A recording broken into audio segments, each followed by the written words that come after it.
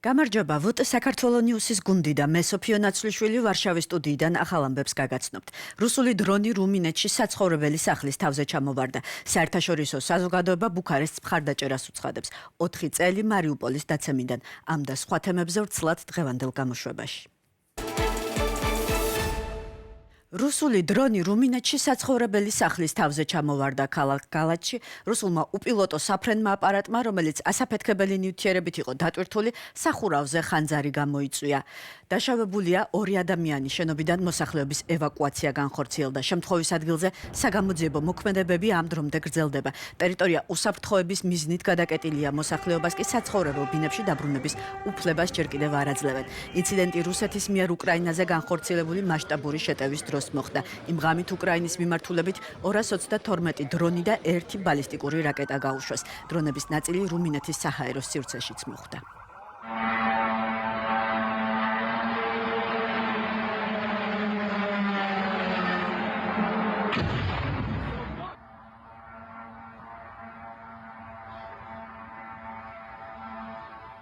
რუმინეთის თავდაცვის სამინისტროში ამბობენ, რომ აპარატმა ქვეყნის ტერიტორიაზე დაახლოებით 10 კილომეტრი გაიარა, რის შემდეგაც რადარებიდან გაქრა. მის შესაჩერებლად დრონის გამოჩენის შემდეგ ჰაერში რუმინეთის სამხედრო საჰაერო ძალების 2 თვითმფრინავი და ვერტმფრენი აფრინდა. მათ დრონის ჩამოგდების ნებართვაც ჰქონდათ. ცნობილია, რომ საფრენი აპარატი რუმინეთის საჰაერო სივრცეში დაახლოებით 4 წუთის განმავლობაში იმყოფებოდა. თავდაცვის უწყებაში ამბობენ, რომ თავდაპირველად გაურკვეველი იყო დრონი ასაფეთქებელ ნივთიერებებს ატარებდა თუ სატყუ არა იყო და ინციდენტის გადახედვის შემდეგ დაასკვნეს, რომ მისი უსაფრთხოდ ჩამოგდების შესაძლებლობა არ არსებობდა. უწყების განცხადებით, რუმინეთის საჰაერო თავდაცვის სისტემები ეფექტიანად მუშაობს, თუმცა მისი შექმნისას დრონების ფართომასშტაბიანი ომი ჯერ კიდევ არ არსებობდა და მსგავსი საფრთხეებისთვის სრულიად ადაპტირებული არ იყო. ამ წუთებში ცნობილი ხდება, რომ რუმინეთმა ქალაქ კონსტანცაში რუსეთის საკონსულო დახურა. ელჩი კი პერსონა ნონ გრატად გამოაცხადა. ამ ეტაპზე რუმინეთში რუსეთის ერთადერთი მოქმედი საკონსულო რჩება. მსურს ძალიან მკაფიოდ განვაცხადა, რომ სიტუაცია კონტროლს ექვემდებარება. ჩვენ არ ვდგავართ რუმინეთზე თავდასხმის წინაშე. საქმე გვაქვს იმ კონფლიქტის შედეგებთან, რომელიც ჩვენი საზღვრის უშუალო სიახლოვეს მიმდინარეობს. სამწუხაროდ, როგორც უკვე აღვნიშნე, 2 ადამიანი დაზარალდა. საბედნიეროდ მათ მხოლოდ მსუბუქი დაზიანებები მიიღეს, თუმცა დამატებითი სამედიცინო გამოკვლევებისთვის საავადმყოფოში გადაიყვანეს. ადგილობრივი მოსახლეობა იმაზე საუბრობს, მომხდარი შემთხვევითი ინციდენტი იყო თუ რუსეთის მხრიდან მორიგი განზრახი პროვოკაცია. მათი ნაწილი მიიჩნევს, რომ მსგავსი შემთხვევები უკვე იმდენად გახშირდა, უბრალო შეცდომად აღქმა რთულია და ნატოსგან უფრო მკაცრი რეაგირებას ელიან. არსებობს კითხვები ქვეყნის საჰაერო თავდაცვის შესაძლებლობების მიმართაც. ადგილობრივები თვლიან, რომ ინციდენტი მხოლოდ უსაფრთხოების პრობლემა აღარ არის. ის გადაიქცა დებატად იმის შესახებ, რამდენად მზად არის ევროპა იმ საფრთხეებისთვის, რომლებიც უკრაინის ომმა უკვე მის საზღვრებთან მიიტანა. როგორ ჩამოვარდა, როცა ამდენი თვითმფრინავი იცავს ჩვენს ქვეყანას? თუ არსებობს რაიმე ინტერესი, რომ ის მუდმივად აქ ვარდებოდეს? ეს რუსების კიდევ ერთი პროვოკაცია. არ მჯერა, რომ ეს შემთხვევით მოხდა. მსგავსი რამ უკვე ძალიან ბევრჯერ განმეორდა იმისთვის, რომ ეს შეცდომად ჩაითვალოს. ან ასია, ან რუსები ომის წარმოებაში უკიდურესად არაკომპეტენტურები არიან. გონი რუსკი მირი ნელ-ნელა აქ რუმინეთშიც აღწევს. მე უკრაინელი ვარ და ის რაც აქ მოხდა, უკრაინაში მსგავსი ასეულობით შემთხვევაა. ყოველ ღამე ადამიანები, ბავშვები, მოხუცები იღუპებიან. აქ მხოლოდ ერთი ჩამოვარდა და რუმინეთმაც და ევროკავშირმაც შესაბამისი დასკვნები უნდა გამოიტანონ, რათა რუსეთმა გაიგოს, რომ ასეთი რამ არ უნდა გააკეთოს. რუმინეთში მომხდარ ინციდენტს ნატოსა და ევროკავშირში გამოეხმაურნენ. ნატოს გენერალური მდივანი ამბობს, რომ ალიანსი მზადაა დაიცვას მოკავშირეების ტერიტორიის ყოველი სანტიმეტრი. მისი შეფასებით რუსეთის დაუდევარი ქმედებები ყოველთვის საფრთხეს წარმოადგენს. მკვეთრი შეფასებები გაკეთდა ბრიუსელშიც. ურსულა ფონ დერ ლაიენი ამბობს, რომ რუსეთის აგრესიულმა ომმა კიდევ ერთი წითელი ხაზი გადაკვეთა. რუსეთის ქმედებები დაგმეს ასევე იტალიის, პოლონეთის, საფრანგეთის, ლატვიისა და მოლდოვის ლიდერებმა. საფრანგეთმა რუმინეთის მსგავსად რუსეთის ელჩი საგარეო საქმეთა სამინისტროში დაიბარა. მოსკოვის ინციდენტზე ოფიციალური კომენტარი ამ დრომდე არ გაუკეთებია. უკრაინის ომის შედეგად შეცვლილი უსაფრთხოების არქიტექტურა და საფრთხები, რომელიც ვრცელდება არა მხოლოდ შავი ზღვის რეგიონზე, არამედ მთლიანად ევროპის კონტინენტზე და არა მხოლოდ. ბოლო დროს გახშირებული ინციდენტები ბალტიის ქვეყნებში და დღევანდელი ინციდენტი რუმინეთში. ამ თემებზე ვისაუბრებთ საქართველოს თავდაცვის ყოფილ მინისტრთან 2008-2009 წლებში დავით სიხარულიძესთან. ბატონო დავით, გმადლობ რომ დრო გამონახეთ. ბოლო პერიოდში გახშირებული ინციდენტები შეგვიძლია განვიხილოთ როგორც ნატოს მზადყოფნის დატესტვა რუსეთის მხრიდან, თუ ეს შესაძლოა იყოს წმინდა ტექნიკური საკითხი, როცა ჩამხშობების მოქმედების გამო დრონები მართვას კარგავენ, როგორ მიგაჩნიათ თქვენ? მე ვფიქრობ, რომ რა თქმა უნდა რუსეთი ცდილობს მისი მთლიანი პოლიტიკა არის აწყობილი ავანტიურაზე და ამიტომ ის ცდილობს ყოველთვის ცდის დასავლეთის მზადყოფნას გასცეს პასუხი მის პროვოკაციებს, იქნება ეს თუ პირდაპირ აგრესიას. ამიტომ მე ვფიქრობ, რომ სწორედ ცდილობები ეს ამა თუ იმ ფორმით გამოსცადოს მზადყოფნა დასავლეთისა, რომ იმოქმედოს იმ საფრთხის წინააღმდეგ, რომელსაც რუსეთი უქმნის მთლიანად მთელ დასავლურ ცივილიზაციას, მთელ თავისუფალ სამყაროს. სრულმასშტაბიანი ომის მეხუთე წელი მიმდინარეობს უკვე და ფაქტია, რომ უსაფრთხოების არქიტექტურა სრულიად იცვლება თუ უკვე არ შეიცვალა. განსაკუთრებით ტრამპის მეორე ვადის შემდეგ. სულ ახლახანს ნატოს წევრმა ბრიტანეთმა და პოლონეთმაც ორმხრივი ხელშეკრულება გააფორმეს თავდაცვის სფეროში თანამშრომლობაზე. შესაძლოა ნატოს ალტერნატივად განიხილებოდეს ცალკეული ორმხრივი თანამშრომლობები თუ ეს უფრო პარალელურ პროცესად მიგაჩნიათ? მე ვფიქრობ, რომ ნატოს არსებობას არაფერი ემუქრება და ვფიქრობ, რომ ნატო იარსებებს ისე როგორც არის, რაც ალბათ მოხდება და დიდი ალბათობით უკვე ამის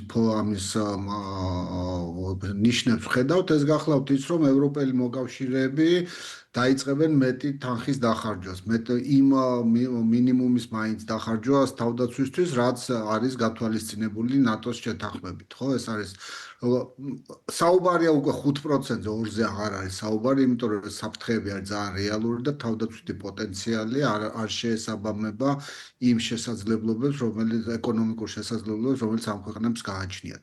ეს ერთი და მეორე ის, რომ 20% ამ თანხისა უნდა იყოს დახარჯული გადაიარაღებაზე, ანუ ახალ ტექნოლოგიურად ახალ შეიარაღებაზე. რაც ალბათ კი არა, ნამდვილად მოსალოდნელია. რაც შეეხება სამხედრო პოლიტიკურ ალიანსს, ეს ყველაზე წარმატებული სამხედრო პოლიტიკური ალიანსია და ზოგადად საერთაშორისო ორგანიზაციაა, მთლიანად არა მარტო ევროპაში, არამედ ჩემი აზრით მთელ მსოფლიოში და ამიტომ მე არ ვფიქრობ, რომ რამე ამას გრძელვადიანად ემუქრება, ხო? ალბათ უფრო მეტი წვლილის შეტანას დაიწყებენ ევროპელი მოკავშირეები ამ ალიანსში არ თავის თავდაცვაში, რაც საბოლოო ჯამში ალიანსის უსაფრთხოებას განამტკიცებს. ბოლოს მინდა საქართველოსაც კითხოთ, სად არის მთელ სამ პროცესში საქართველო და რამდენად შეიძლება რაიმე ალტერნატიული უსაფრთხოების ქოლგა განიხილებოდეს, თუნდაც ჩინეთთან მიმართებაში, რადგან ქართული ოცნება ამ მიმართულებით დგამს ნაბიჯებს. საქართველოსთვის ახლა არის შესაძლებლობა, ძალიან ბევრი შესაძლებლობებია გახსნილი და იმ ხელისუფლების გამო, რომელიც დღეს საქართველოს ხავთ, პრაქტიკულად ყველა ეს შესაძლებლობები არის დაკარგული, ხო? ერთი არის ძალიან მნიშვნელოვანი ის, რომ რეგიონალური თანამშრომლობის შესაძლებლობები გაიხსნა ახლად, იმიტომ რომ დასრულდა ომი და დასავლეთისთვის უფრო მეტად მომხიბლავი ხდება ჩვენი რეგიონი. მეორე, ევროკავშირის გაფართოების ძალიან მკაფიო პერსპექტივები გამოჩნდა, ხო? მოლდოვაზე უკვე პირდაპირ საუბარია, რომ აი უახლოეს ხანებში შეიძლება დაიწყოს მისი გაწევრიანების პროცესი. უკრაინაზეც ალბათ არ არის კითხვის ნიშანი იმის თაობაზე, რომ როგორც კი საომარი მოქმედებების შეწყდება, ალბათ ისიც გახდება. საქართველო ყოველთვის განიხილებოდა როგორც ლიდერი ამ პროცესში და სამწუხაროდ ხელისუფლებამ ყველაფერი გააკეთა, რომ ეს არა თუ ლიდერი აღარ იყოს, არამედ მთლიან პროცესს ჩამოეშორებინა. ეს არც ერთ შემთხვევაში არ შედის საქართველოს ეროვნულ ინტერესებში. საქართველოს ეროვნული ინტერესები არის თავიდან ბოლომდე იმ მიმართულებით, რასაც ეწოდება ევროკავშირი და ნატოს წევრობა, იმიტომ რომ ეს თავიდან ბოლომდე ეთანხმება საქართველოს შიდა პოლიტიკურ ამოცანებს. ააშენოს დემოკრატიული თავისუფალი სახელმწიფო, რომელიც იქნება ეკონომიკურად წარმატებული. ამის მიღწევა საქართველოსთვის წარმოუდგენელია ევროკავშირის და ნატოს წევრობისთვის. ამის ალტერნატივა საქართველოსთვის არ არსებობს და ყოველთვის ბოლო 30 წლის განმავლობაში თუ გამოვაკლებთ აი ბოლო პერიოდს, ეს იყო ძალიან მკაფიო საქართველოს მოსახლეობის უდიდესი უმრავლესობის. ეხლაც საქართველოს უდიდესი უმრავლესობა მოსახლეობის ამას უჭერს მხარს.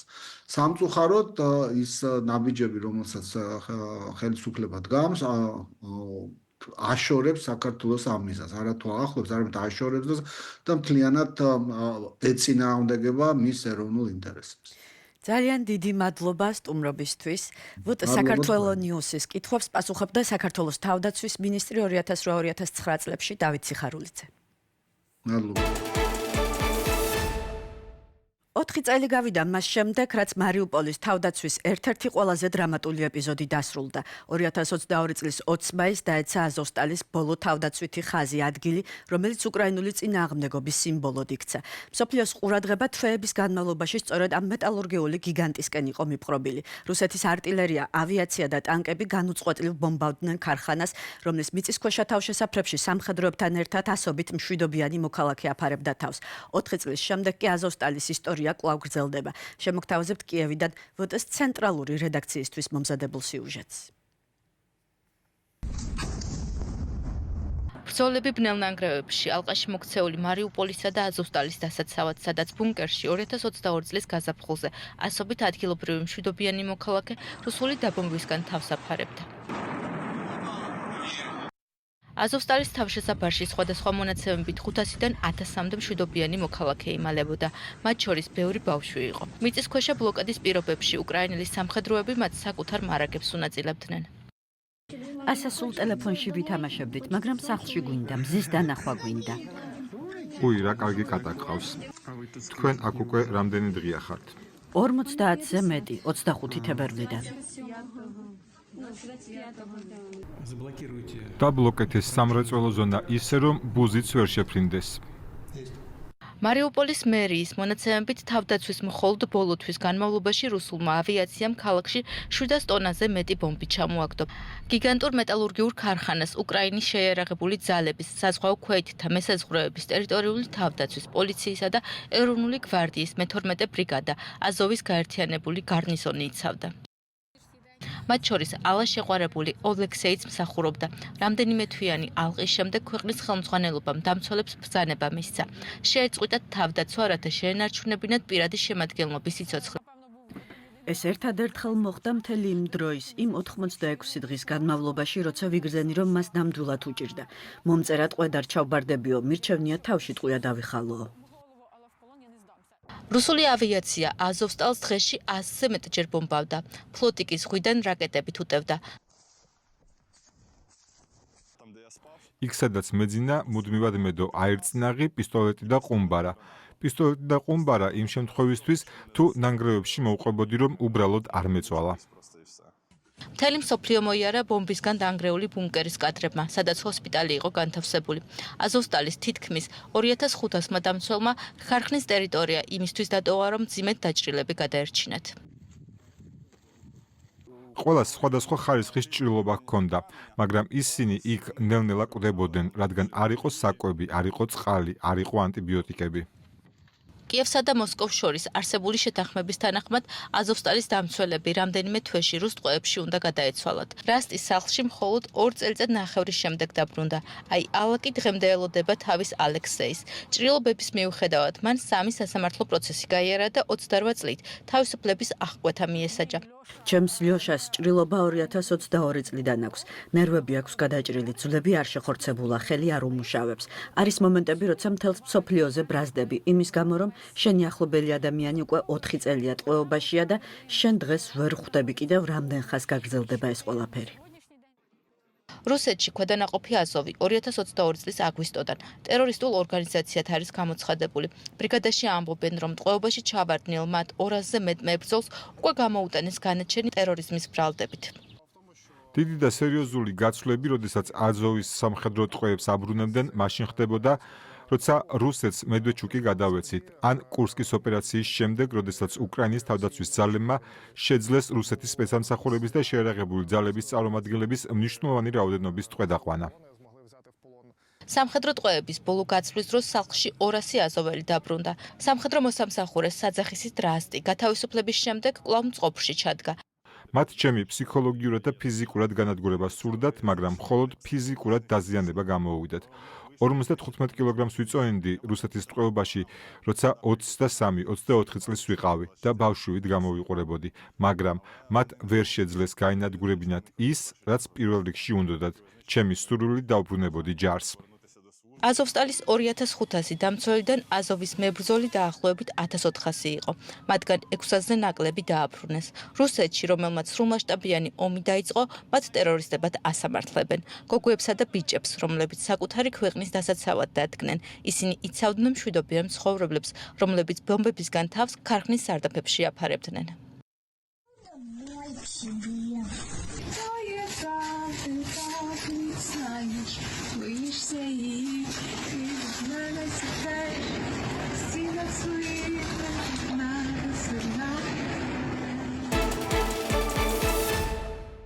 შვიდი ივნის სომხეთში საპარლამენტო არჩევნები იმართება, რომლის შედეგიც ქვეყნის საგარეო კურსისა და რეგიონული უსაფრთხოებისთვის შესაძლოა გადამწყვეტი იყოს. წინასაარჩევნო კამპანიების ერთ-ერთი ცენტრალური საკითხია სომხეთის თანდათანობითი დისტანცირება რუსეთისგან. მეორე მთავარი თემა აზერბაიჯანთან სამშვიდობო პროცესია. მიუხედავად იმისა, რომ ხელისუფლება რეგიონში სტაბილურობის მიღწევას ცდილობს, ეს საკითხი სომხურ საზოგადოებაში კვლავ მწვავე დებატების საგნად რჩება. სოციოლოგიური კვლევების მიხედვით პრემიერ-მინისტრი ნიკოლ ფაშინიანის პარტია სამოქალაქო შეთანხმება ლიდერობს და მორიგი მანდატის მოპოვების ფავორიტად მიიჩნევა. თუმცა ანალიტიკოსები აღნიშნავენ, რომ არჩევნებში გამარჯვება მხოლოდ პირველი ნაბიჯი იქნება. სომხეთის ახალი საგარეო პოლიტიკური კურსის გრძელვადიანი წარმატებისთვის ხელისუფლებას საზოგადოების მხარდაჭერის განმტკიცება და ქვეყნის შიგნით არსებული პოლიტიკური პოლარიზაციის შემცირებაც დასჭირდება. როგორ უყურებს პროცესს ადგილობრივი მოსახლეობა, გთავაზობთ ვოტო ჰაიასტანი ნიუსის მიერ ჩატარებულ გამოკითხვას. აუცილებლად მივიღებ მონაწილეობას. მნიშვნელოვნად მიმაჩნია ჩემი ხმის უფლების რეალიზება. სურს თავად გავაკეთო არჩევანი ჩემთვის და ჩემი სამშობლოსთვის. მივიღებ მონაწილეობას და მაქვს მოლოდინი, რომ ამჯერად მაინც დაფიქსირდება საზოგადოების მხრიდან მაღალი აქტივობა. ჩემს გარემოცვაში რამდენ ახალგაზრდასაც ვიცნობ, ძირითადად არჩევნებში მონაწილეობას ამჯობინებენ, თუმცა არის ერთი ნაწილიც, რომელსაც მონაწილეობის სურვილი არ აქვს. რა თქმა უნდა, მივიღებ მონაწილეობას და ვისურვებდი, რომ ყველა ახალგაზრდამ მიიღოს მონაწილეობა, რადგან ჩვენ ვართ ის ცვლილება, რომლის ნახვაც გვსურს მომავალში. ჩვენი კოლეგები ვოტ მოლდოვა ნიუსიდან ვარშავის სტუდიიდან მაუწყებლობის 1 წელს აღნიშნავენ. გადაცემის მიზანია საზოგადოებას უფრო ახლოს გააცნოს მოლდოვა, ქვეყანა, რომელიც სწრაფად იცვლება და თავდაჯერებული ნაბიჯებით მიდის წინ ევროპული გზით. პროექტის კორესპონდენტები მუშაობენ იქ მოლდოვის მომავალი სადაც წყდება, არჩევნებზე, სამიტებზე, კონფერენციებსა და ქვეყნის მთავარ მოვლენების დროს. პროექტი წლის განმავლობაში აშუქებდა მოლდოვის ევროპულ გზას, რეფორმებზე, მოლაპარაკებებზე, ახალ შესაძლებლობებზე, რომელსაც ევროპას დაახლოების შანსი მოაქვს. ვილოცავთ კოლეგებს ამ მნიშვნელოვან თარიღს და ვუსურვებთ პროფესიულ მიღწევებს და საინტერესო ისტორიებს. დღეისთვის სულ ეს იყო, გახსოვდეთ, ჩვენ აქ ვართ ფაქტების სადარაჯოზე და გთავაზობთ თავისუფალ სიტყვას ინფორმირებული არჩევანისთვის.